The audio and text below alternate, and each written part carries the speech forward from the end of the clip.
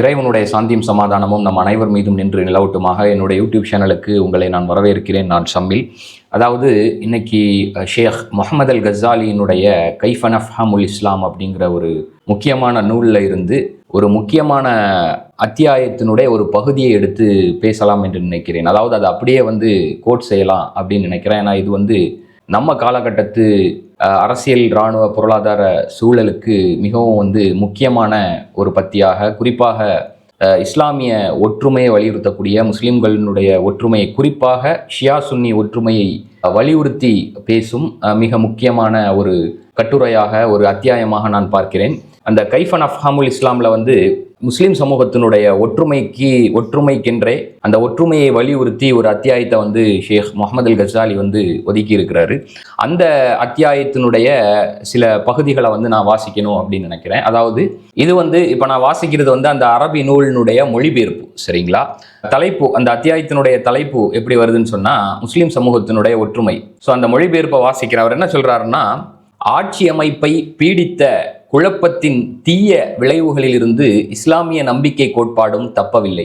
சுயநலம், மேலாண்மை முதலிய மனோ இச்சைகளால் நம்பிக்கை கோட்பாட்டுடன் தொடர்பற்ற விவகாரங்கள் அதற்குள் வலிந்து புகுத்தப்பட்டன, சரிங்களா? அதனால் முஸ்லிம்கள் என்ன ஆனாங்கன்னு சொன்னா, ஷியா சுன்னா என இரு பெரும் பிரிவுகளாக மாறினர்.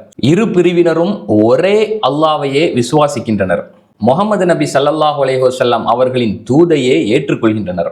சன்மார்க்க வாழ்வுக்கு அடிப்படையாகவும் விமோசனம் பெற்று தருவதாகவும் அமைகின்ற நம்பிக்கையின் கூறுகளை இரு சாராரும் ஒன்று போலவே நம்புகின்றனர். மனிதர்களை மதிப்பீடு செய்வதிலும், அவர்களுடைய ஆற்றல்களை அளப்பதிலும், அவர்களின் அரச தகைமையை பரிசீலிப்பதிலும் முஸ்லிம்கள் ஆளுக்கால் வேறுபட முடியும், சரிங்களா? ஆனால் இந்த வேறுபாடு அடிப்படையான விசுவாச கோட்பாட்டிலிருந்தும், முஸ்லிம்களின் சகோதரத்துவத்திலிருந்தும், அவர்களின் பரந்த சமூக ஒற்றுமையிலிருந்தும் முற்றிலும் வேறானதாகும். தொடர்ந்து அவர் சொல்றாரு, பல விவகாரங்கள் தொடர்பான என்னுடைய சட்ட நிலைப்பாடுகள் ஷியாக்களின் அபிப்பிராயத்திற்கு மாறுபட்டவையாக இருந்த போதிலும், எனது அபிப்பிராயத்திற்கு முரணான நிலைப்பாடு கொண்டவர்கள் பாவம் இழைக்கின்றனர் என நான் கருதியதில்லை.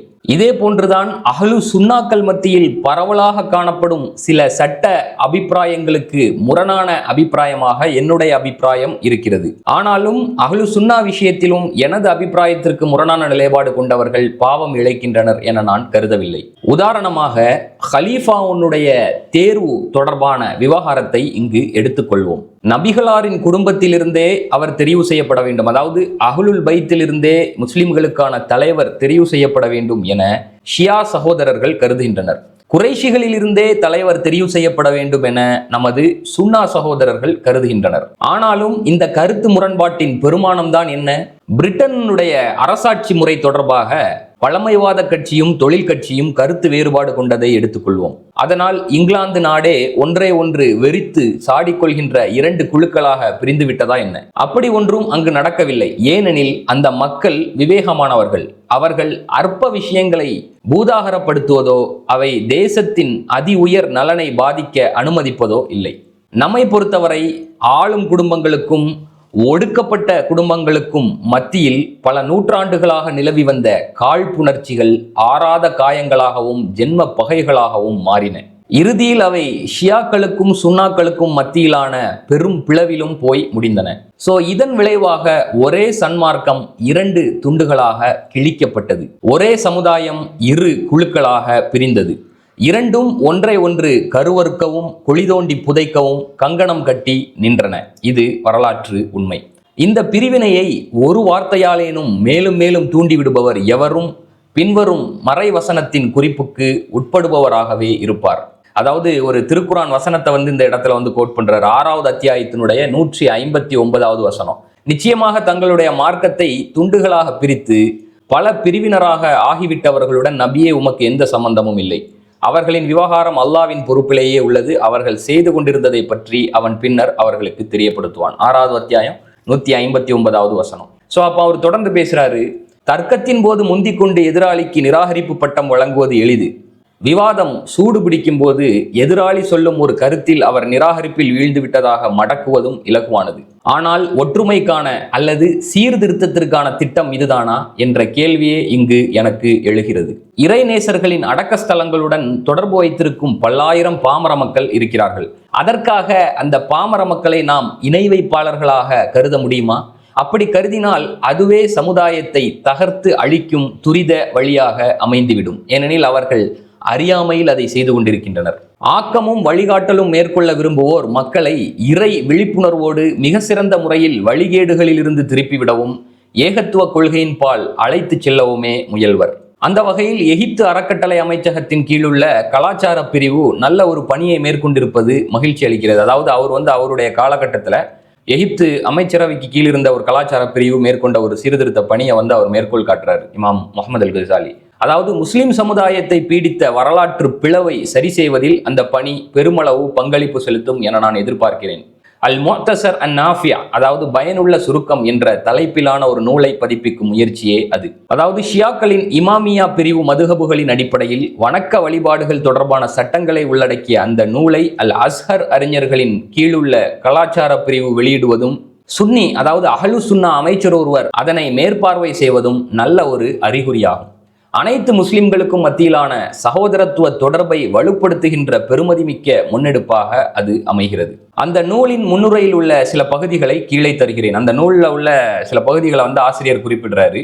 அதாவது, எனது பார்வையில் சுன்னாவும் ஷியாவும் தொடர்பான விவகாரம் சமவேளையில் இறை நம்பிக்கை, அறிவு ஆகியவற்றின் விவகாரமாகும்.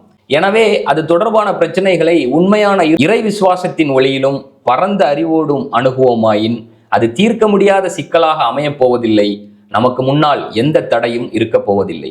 அவ்வாறு இல்லாமல் இந்த விவகாரத்தை ஆராயவும் தீர்க்கவுமான பொறுப்பை குறையறிவிடமும் பலவீனமான நம்பிக்கையிடமும் விட்டு விடுவோமானால் தீமையை தவிர வேறெதுவும் ஏற்பட போவதில்லை.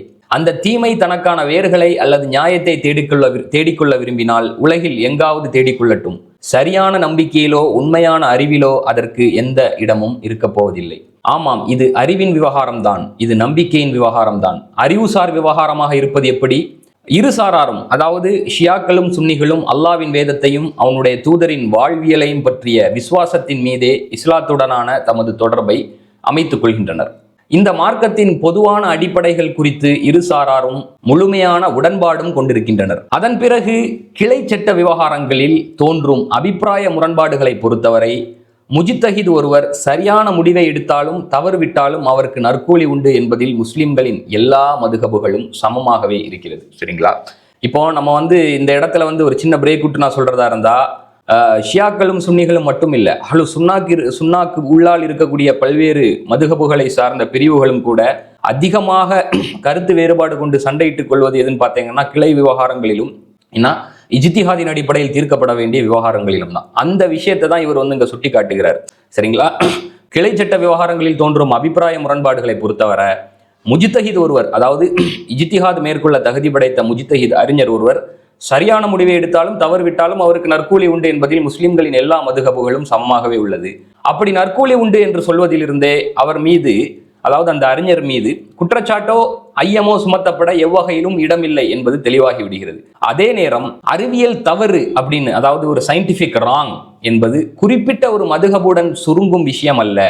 அப்படி அதனை குறிப்பிட்ட ஒரு மதுஹபுடன் மாத்திரம் சுருக்குவது தீவிரத்தன்மையாகவே அமையும். அல் ஃபிக்குல் முகாரன் என்னும் ஒப்பீட்டு நியாயவியல் துறையில் ஒரு அபிப்பிராயத்துக்கும் இன்னொரு அபிப்பிராயத்துக்கும் மத்தியிலான வேறுபாட்டை அல்லது ஒரு நபிமொழியின் பலம் பலவீனம் அடிப்படையிலான வேறுபாட்டை அளவிடும் போது அபூ ஹனீஃபாவின் சட்ட மதுஹபுக்கும் மாலிக்கின் அல்லது ஷாஃபியின் சட்ட மதுஹபுக்கும் மத்தியில் நிலவக்கூடிய அதே அளவு வேறுபாட்டையே ஷியா பிரிவுக்கும் சுன்னா பிரிவுக்கும் மத்தியிலான வேறுபாட்டிலும் காண்கிறோம். அந்த முறைமைகள், அதாவது அந்த வழிமுறைகள் முறைமைகள் வேறுபட்டாலும் உண்மையை தேடி அறியும் முனைப்பில் அனைவரையும் நாம் சமமான முஸ்லிம்களாகவே காண்கிறோம். அந்த முயற்சியில் கிடைக்கும் எல்லா அறிவார்ந்த முடிவுகளும் வரவேற்புக்கும் கவனிப்புக்கும் ஆய்வுக்கும் நன்றிக்கும் உரிய அறிவியல் சொத்துக்களே ஆகும். மறுபுறத்தில் இது நம்பிக்கை சார்ந்த விவகாரமாக இருப்பது எப்படி? ஒரே சமுதாயத்தின் அங்கத்தினர்களிடையே வலிந்து முரண்பாடுகளை உருவாக்கவோ பகை நெருப்பை மூட்டிவிடவோ முஸ்லிமின் மனசாட்சி இடமளிக்கும் என நான் நினைக்கவில்லை. அதற்கான காரணம் இருந்தால் கூட இப்படி செய்வதற்கு ஒரு முஸ்லிமின் மனசாட்சி இடமளிக்கும் என நான் நினைக்கவில்லை. அப்படி இருக்க எந்த காரணமும் இல்லாதிருந்தால் பறந்து கிடக்கும் இந்த சமூகத்தை சிதைப்பது குற்றமாகும். அந்த குற்றத்தை தடுக்க சிலபோது சில தீமைகளும் அனுமதிக்கப்படலாம், சில பல விட்டுக் கொடுப்புகளும் மேற்கொள்ளப்படலாம். அப்படி இருக்க முஸ்லிம் சகோதரர்களுக்கு மத்தியிலான உறவை சீர்கெடுக்கவும், பரஸ்பரம் குற்றம் குறைகளை தேட அவர்களை தூண்டவும், அற்பமான விஷயங்களை பெரிதுபடுத்த செய்யவும், அற்பர்களை கொண்டு தந்திரமான பிரச்சாரங்களை முடுக்கிவிடவும் வேண்டுமென்றே வழிவகைகள் உருவாக்கப்படுவதை அல்லாஹ்வுடன் உண்மையான தொடர்பு கொண்ட விசுவாசியால் எப்படி ஏற்க முடியும்? அனுபவ குறையுடைய அல்லது முதிர்ச்சியற்ற ஒருவர் அப்படியான தவறில் வீழ்ந்தால் அதற்கு ஓரளவு நியாயம் சொல்லலாம். ஆனால் முரண்பாடுகளின் கோட்டினால் பல அழிவுகளை சந்தித்து விட்ட ஒரு சமுதாயம், அதாவது முஸ்லிம் சமுதாயத்தை சொல்றாரு, முரண்பாடுகளின் கோட்டினால் பல அழிவுகளை சந்தித்து விட்ட ஒரு சமுதாயம் மீண்டும் எப்படி அதில் விழ முடியும்? தவறுதலாகவோ அசட்டுத்தனமாகவோ உருவாக்கப்பட்ட இந்த கோளாறின் வழியாக அல்லவா எதிரிகள் அதன் உள்வீடு வரை நுழைந்தார்கள். சரிங்களா? எதிரிகள் எப்படி முஸ்லிம்கள் இவ்வளவு பலம் வாய்ந்தவர்களாக, எண்ணிக்கையில் இவ்வளவு அதிகமானவர்களாக, படித்தவர்களாக, செறிவானவர்களாக இருந்தும், அடர்த்தியாக இருந்தும், எதிரிகளால் எப்படி முஸ்லிம்களின் அணியை இவ்வளவு வீரியமாக துளைத்து கொண்டு வேகமாக இவ்வளவு அசாதாரணமாக துளைத்து கொண்டு உள்ளே நுழைந்து சீரழிவையும் சீர்கேட்டையும் ஏற்படுத்த முடிகிறது, பாதிப்பை ஏற்படுத்த முடிகிறது. அதுக்குத்தான் அவர் சொல்றாரு, அதாவது இந்த கோளாறின் வழியாக அல்லவா எதிரிகள் அதன் உள்வீடு வரை நுழைந்தார்கள். இந்த பிளவை அடைப்பதற்கு ஏதுவானதும் தீர்க்கமானதுமான ஒரு பணியை மேற்கொள்ள நான் விரும்பினேன். ஏனென்றால் இது யூகங்களால் உருவாக்கப்பட்ட பிளவு, மனோ இச்சைகளால் உருவாக்கப்பட்ட வெறுப்பு.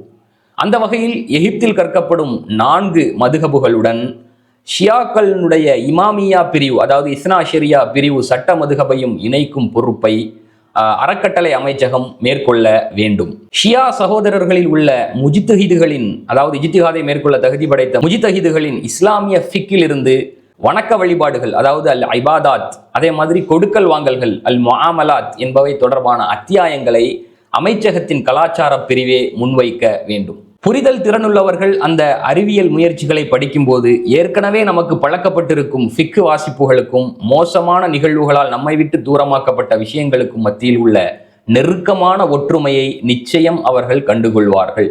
நமது கலாச்சார வரலாற்று பாரம்பரியத்தில் உபரியாக ஒட்டியிருக்கும் அழுக்குகளை அகற்றி அதனை முழுமையாக தூய்மை செய்வதற்கான வெற்றிகரமான ஆரம்பமாக இந்த பணி அமையும் என்றால் அதைவிட மகிழ்ச்சியான விஷயம் இருக்க முடியாது. இந்த பாதையில் செலவிடப்படும் ஒவ்வொரு முயற்சியும் மாட்சிமை மிக்க அல்லாஹ்விடம் பன்மடங்கு கூலி பெறும் என நான் நம்புகிறேன். இந்த பணி மூலமாக இவ்வுலகிலும் மறு உலகிலும் எதிர்பார்க்கக்கூடிய நல் விளைவுகள் இந்த விஷயத்தில் இன்னும் அதிக கவனம் செலுத்தவும், இன்னும் அதிக பொறுமையோடு முயற்சி செய்யவும் தூண்டக்கூடியவை. எவ்வாறாயினும் முக்கியமாக சொல்றாரு, 2 பண்புகளை அணிகலனாக கொண்டிருக்காதவர் இந்த துறையில் வெற்றி பெற முடியாது. சரிங்களா? அவர் இப்போ இவ்வளவு தூரம் விளக்கிட்டு இந்த துறையில அதாவது ஆய்வு செய்யவும், அதற்கான பணிகளை முன்னெடுக்கவும், அதில் வெற்றி பெறவும் வேண்டும் என்று நம்ம நினைக்கக்கூடிய அந்த அறிஞர் எப்படி இருக்கணும், எப்படியான தகுதியையும் தகைமையும் பெற்றவராக இருக்க வேண்டும் என்றால் 2 பண்புகளை அவர் அணிகலனாக கொண்டிருக்க வேண்டும்னு சொல்றாரு. என்ன பண்பு அப்படின்னா, பரந்த அறிவு. நம்ம அடிக்கடி வலியுறுத்துறது மாதிரி ஓப்பன் மைண்டடான, பேலன்ஸ்டான, விசாலமான அறிவு கொண்டவராக இருக்க வேண்டும். அதாவது இந்த செக்டாரியன் குறுங்குழுவாதம், கடும்போக்குவாதம், இந்த ஒருதலை சார்பு, நலன்கள் இதிலெல்லாம் விழுந்துடாம ஓப்பன் மைண்டடா, திறந்த மனதுடன் பரந்த அறிவு கொண்டவராக இருக்க வேண்டும். உண்மையான, அது 2வது சொல்றாரு, உண்மையான நம்பிக்கை. சரிங்களா? சின்சியரான இறை நம்பிக்கை கொண்டவராக இருக்க வேண்டும். வெளிப்புற தாக்கத்தினால் தாக்கமடையாத, பாதிப்படையாதவராக, உண்மையான நம்பிக்கை கொண்டவராக இருக்க வேண்டும்னு சொல்றாரு. ஸோ இது இமாம் முஹம்மது அல் கஸாலியினுடைய கைஃப நஃப்ஹமுல் இஸ்லாம், அதாவது இஸ்லாத்தை எப்படி புரிந்து கொள்ள வேண்டும் அப்படிங்கிற அந்த நூலினுடைய ஒரு அத்தியாயத்தினுடைய ஒரு பகுதியை தான், அதாவது இஸ்லாமிய ஒற்றுமையை வலியுறுத்தி பேசிய அந்த ஒரு பகுதியை தான் வாசிச்சிருக்கிறேன். இன்ஷா அல்லாஹ் இது உங்களுக்கு பயனுள்ளதாக இருக்கும்னு நினைக்கிறேன். இன்ஷா அல்லாஹ் மீண்டும் அடுத்த காணொளியில் சந்திப்போம். நன்றி. நான் சம்மில். இறைவனுடைய சாந்தியும் சமாதானமும் நம் அனைவர் மீதும் நின்று நிலவட்டுமாக.